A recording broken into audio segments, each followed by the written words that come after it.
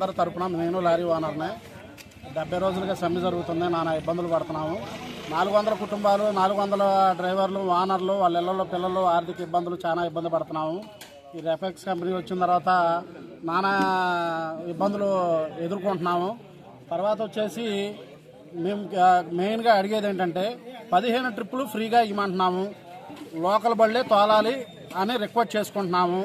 బయట బళ్ళు ఏవి రావడానికి వీల్లేదు. ఏ చుట్టుపక్కల బళ్ళు కానీ చెరువులోకి ఎంటర్ అవ్వడానికి వీల్లేదు. ఓన్లీ లోకల్ బళ్ళే తోలాలి, బట్టీలకు కానీ దేనికైనా కానీ. మేమందరం అదే కోరుకుంటున్నాం. ఎమ్మెల్యే గారికి కూడా సాయంత్రం లోపల ఆయనకు కూడా సమాచారం చూస్తాము.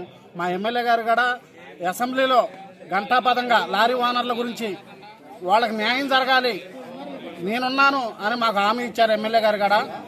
మాకు న్యాయం జరగాలి, 15 ట్రిప్పులు ఫ్రీగా ఇవ్వాలి. చెరువులో 400 బళ్ళే మేము తోలుకుంటాము.